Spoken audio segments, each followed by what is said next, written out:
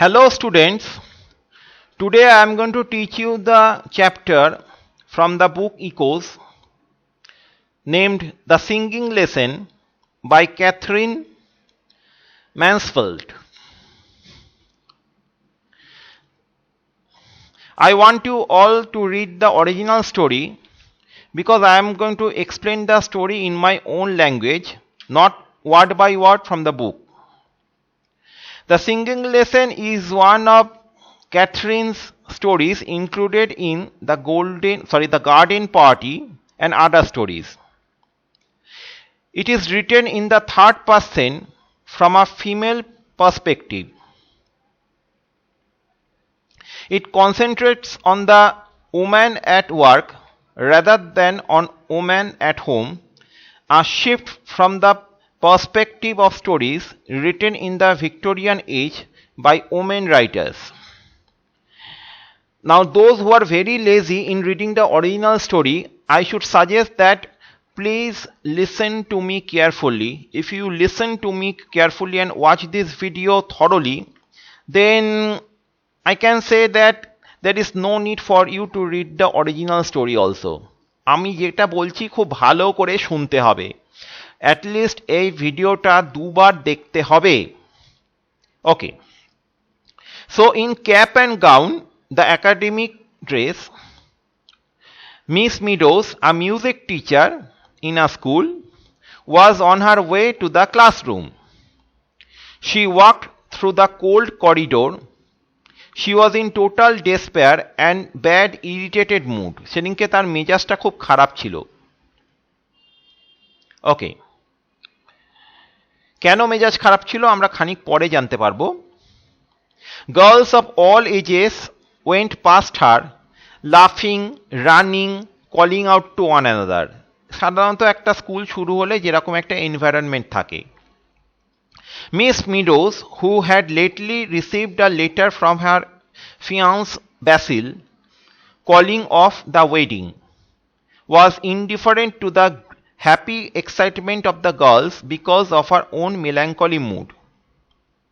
কারণ miss মিডোজের ফিয়ান্স basal একটা letter লিখেছে তাকে, যেখানে সে তাকে রিজেক্ট করেছে এবং সেই লেটারটা পাওয়ার পর থেকেই তার মুড খুব খারাপ। তো কি লেটারে কি লিখেছে সেটা আমি খানিক পরে জানতে পারবো। সো মিস মিডোস, আমি এই জায়গাটা পড়াচ্ছি, এই যে Miss Meadows was stopped on the way by the science mistress, her colleague in the school.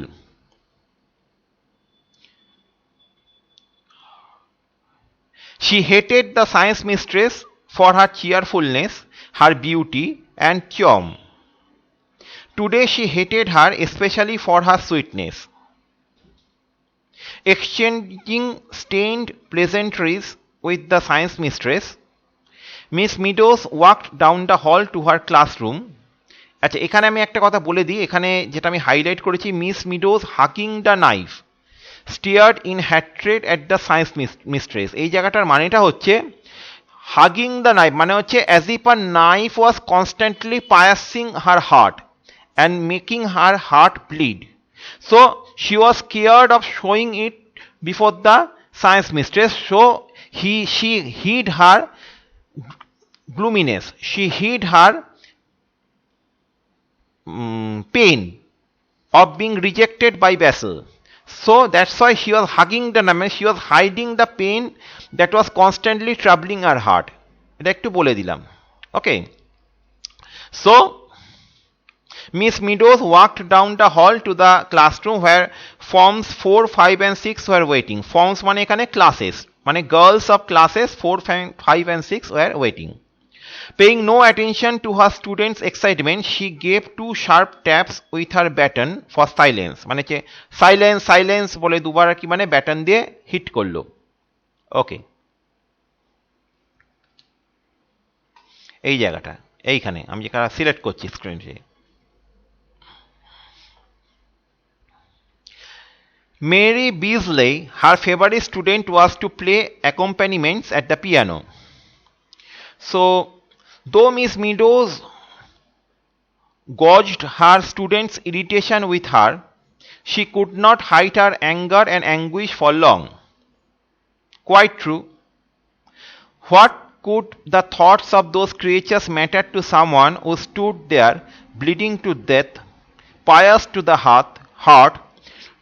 heart by such a letter? এই জায়গাটা আমি বললাম, এই জায়গাটা যেটা আমি সিলেক্ট করছি। তো এইসব মেয়েরা কি করে বুঝবে, যারা এত খুশি এত আনন্দে উৎফল, তারা কি করে বুঝবে যে তার হৃদয় দিয়ে রক্ত ঝরছে, এমনভাবে রক্ত ঝরছে যে সেই আঘাতে সে তার মৃত্যু হতে পারে, তার হৃদয়ের মৃত্যু করতে পারে, তার ইমোশনের মৃত্যু ঘটতে পারে। এরকম একটা চিঠি যেটা ব্যাসিল তাকে লিখেছে। এই লেটারটা, পুরো লেটারটা এখান থেকে এতখানি তোদেরকে খুব ভালো করে মুখস্থ রাখতে হবে। যে কোনো কোশ্চেন আসবে কেন এই লেটারে এখান থেকে এটা তোদেরকে কিন্তু কোটস করতে হবে, সেই আনসারেতে করতেই হবে। So you have to memorise this portion. খুব ভালো করে এই পোর্শনটা কিন্তু মেমোরাইজ করে রাখবি। তো ব্যাসেল যেটা লিখেছে আমি সেটা বলছি, ইংলিশটা তো তোরা পড়তেই পারবি, আমি বাংলায় সোজা করে বলে দিচ্ছি।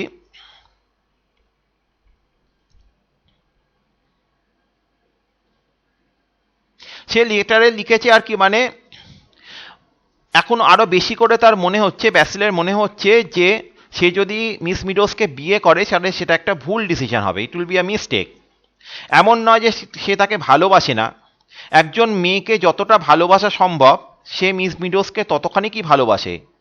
কিন্তু সত্যি কথা বলতে গেলে সে এই ডিসিশনে এসেছে that he is not a marrying man, সংসার করার মতো ম্যাচুরিটি তার নেই, এবং the idea of settling down fills me with nothing but, এবং বিয়ে করে সেটেল করার ব্যাপারটা ফিলস হিম নাথিং বাট।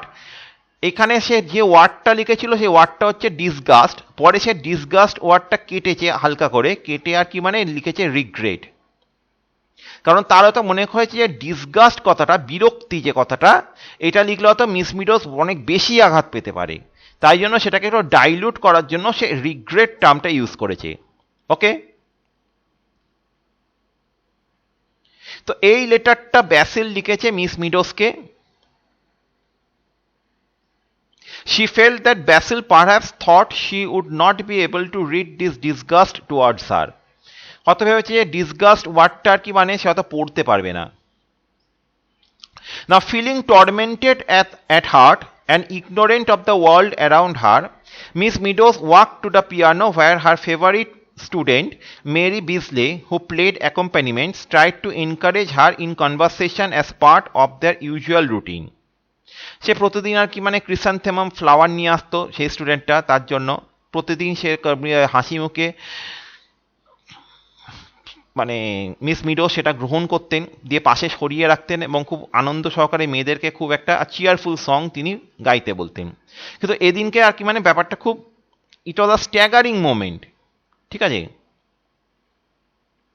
মানে Miss Meadows totally ignore the chrysanthemum, যে ক্রিসান্থিমাম যে ফুলটা এনেছিল আর কি মানে মেরি, তো সেটাকে পুরোপুরি ইগনোর করলো, কোনো গ্রিটিংয়ের কোনো রিপ্লাই দিল না, এবং একটা খুব বরফের মতো শীতল কণ্ঠে বলল, ঠান্ডা গলায় বলল, page 14 please and mark the accents well, ঠিক আছে, উচ্চারণগুলো ঠিক করে করবে। It was a staggering moment, মানে very fearful moment. Mary blushed until the tear stood in her eyes, but Miss Meadows was gone back to the music stand. Her voice rang through the music. পাত্তাই দিল না মেরিকে, তার চোখে যে একটু জল এসে গেছিল, কোনো তার ইমোশনের কোনো দামই দিল না। Miss Meadows instructed the students to sing the song without expression, and the result was indeed tragic. Every note was a sigh, a sob, a groan of mournfulness. তো প্রথমেতে উইদাউট এক্সপ্রেশন দিয়ে আর কি মানে এটা হচ্ছে একটা ল্যামেন্ট মানে হচ্ছে একটা স্যাড সং। তা উইদাউট এক্সপ্রেশন আর কি মানে সবাইকে এই প্রথমটা আর কি মানে গাইতে বললো কোনো এক্সপ্রেশন না দিয়ে, এবং সেইটা আর কি মানে সবাই আর কি মানে এমনভাবে গাইলো যে it was very morose, very ডিসহার্টেনিং।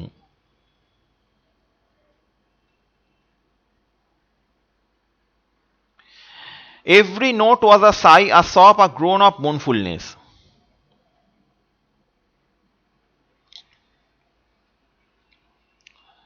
So Miss মিডোজের বারবার আর কি ওই লেটারের কথাটাই মনে পড়ছিল, লেটারের লাইনগুলো মনে পড়ছিল। So all the time she was thinking of Basil, how could he have written such a rude letter, What had prompted him to write such a rude letter? How could he have changed his mind so quickly when in his previous letter he had talked about buying a hat stand? So when the song ended, Miss Meadows called upon the girls to use their imagination and sing the song with expression and find the exact feeling behind the words of the song. তো বললো যে প্রথমবার গাওয়া হয়ে গেলে আরেকবার গাইতে বললো, once again এই জায়গাটা, but this time in parts, এইবারেতে খেপে খেপে গাও, still without expression.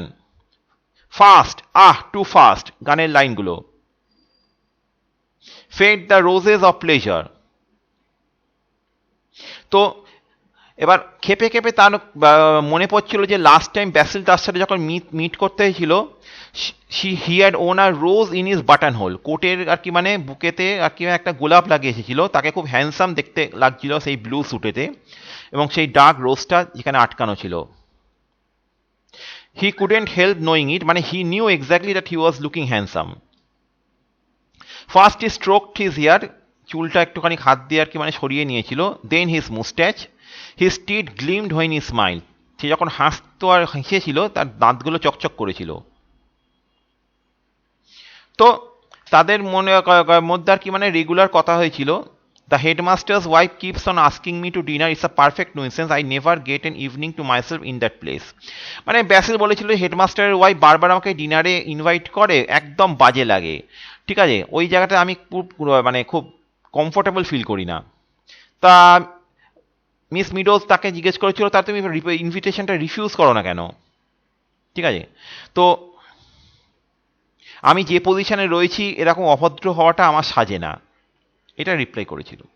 যাক, আবার মিস মিডোজ আর কি মানে নিজের একবার আর কি মানে সে পুরোনো দিনের কথাগুলো ভাবছে, একবার সে ক্লাসের স্টুডেন্টদের সাথে ইন্টারাক্ট করছে, এই জিনিসটা ঘটছিল। ওকে,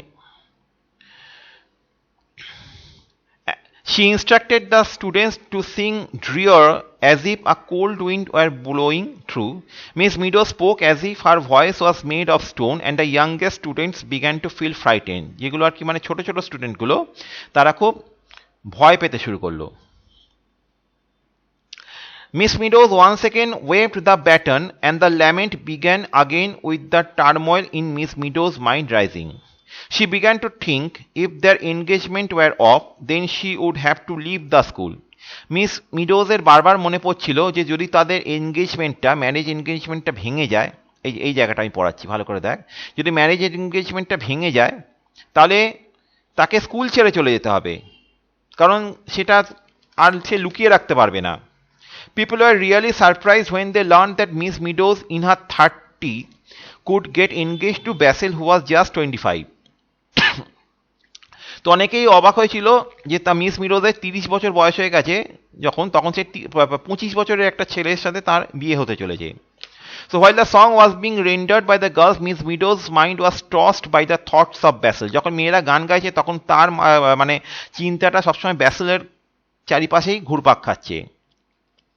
She wished Basil could continue to love her and keep the relationship, else she would have to disappear. তাকে চাকরি ছেড়ে সবার চোখের আড়ালে চলে যেতে হবে। তো মিস মিডোজ নিজের মনে মনেই ভাবছে, মানে ব্যাসিলকে উদ্দেশ্য করেই সে নিজের মনে মনেই বলছে, my darling, if you love me I don't mind how much it is you love me as little as you like. মানে তুমি যদি আমাকে ভালোবাসো তাহলে আমার কাছে এটা মাইন্ড করেন যে তুমি কতখানি আমাকে ভালোবাসছো, ঠিক আছে, যতটা অল্প ভালোবাসো তাতেই আমি সন্তুষ্ট থাকবো। But she knew he didn't love her, সে ভালো করে জানতো ব্যাসিল তাকে ভালোবাসে না, কারণ তাকে এই কারণেই সে তাকে ভালোবাসে না, কারণ not have to cared enough to scratch out the word disgust so that she couldn't read it. কারণ ডিসগাস্ট যে ওয়ার্ডটা কাটার সময় সে কেয়ারফুলি কাটেনি, ওয়ার্ডটা বোঝা যাচ্ছে এমনভাবে সে কেটেছে। ওকে, তো suddenly the door opened, a little girl in blue dress walked fussily up the aisle মানে হচ্ছে দুদিকে দুখানা বসার রো রয়েছে, মাঝখান দিয়ে হাঁটার রাস্তা। ট্রেনেতেও যেমন থাকে, এই দিকে সিট, লেফট হ্যান্ড সাইডে সিট, রোজ অফ সিটস, আর রাইট হ্যান্ড সাইডে বার্ডস রয়েছে, এবং তার মাঝখান দিয়ে যেখানে প্যাসেঞ্জাররা হাঁটা চলা করে ওই জায়গাটাকে আমরা বলি আইল। তো দরজা খুললো একটা ছোট্ট মেয়ে, মনিকা।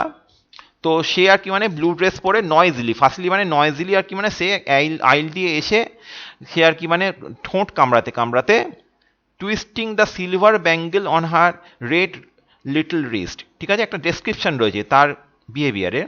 তো সে এসে মিস মিডোসকে বলল যে প্রিন্সিপাল তাকে ডাকছে, Miss Watt wants to see you in the mistresses room, অর্থাৎ principal Miss Watt wants to meet you in the principal's room. Okay, so Miss Meadows corridor silent and, করিডোরটা ডিসক্রাইব করা হয়েছে silent and cold as if it reflects the mood of Miss Meadows.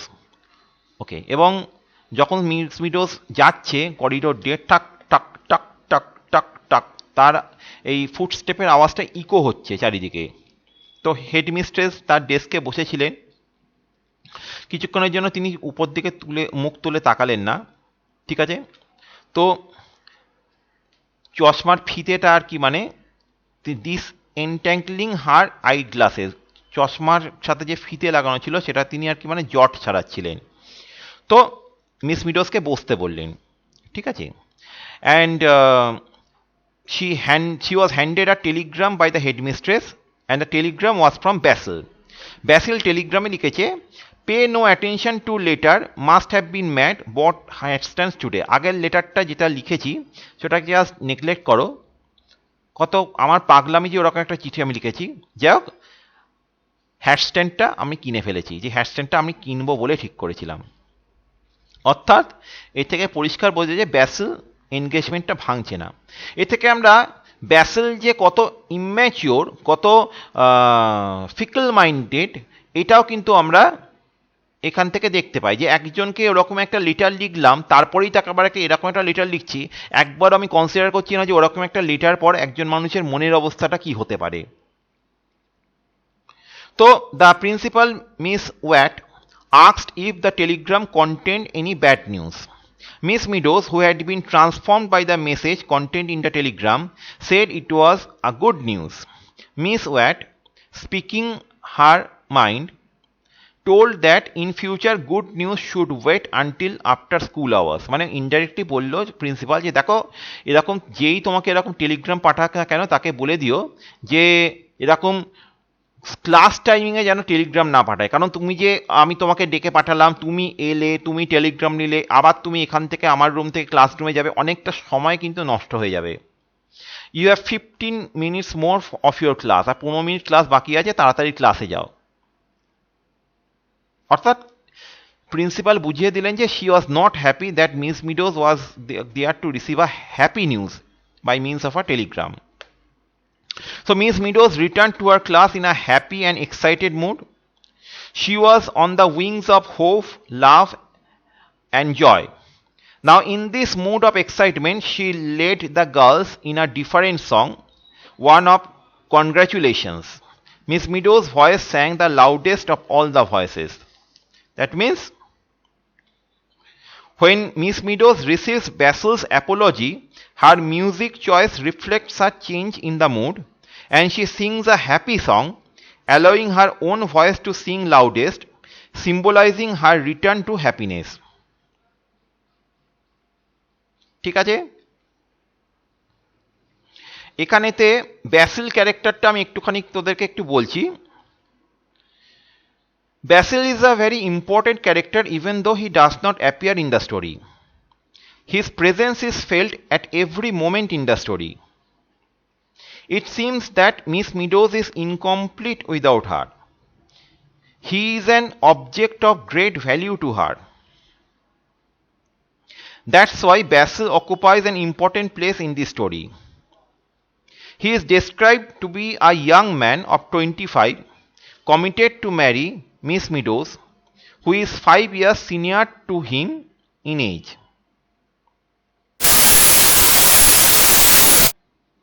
Now, Basil appears to be selfish and wavering, very fickle-minded. এগুলো একটু পারলে লিখে রাখবি তোরা। Basil appears to be selfish and wavering. Miss Meadows is devastated by Basil's use of words disgust to describe his feelings towards marrying her. She takes it to mean that he cannot love her. No doubt he crosses out the word disgust and replaces it with regret, but he does not do so carefully, and she can still read the original word disgust. Basil emerges to be a heartful, wicked person who may be associated with the mythological creature basilisk, that is an unbelievable kind of snake. It had been a miracle that Basil appeared like the basilisk, that is able to kill with his breath, stare, or personal contact, like Basil could hurt just using words of letter. আশা করি তোরা ভালো করে বুঝেছিস চ্যাপ্টারটা। আমি এখানেই শেষ করছি। আমি নোটসগুলো তোদেরকে পাঠিয়ে দেবো। Good bye and good luck.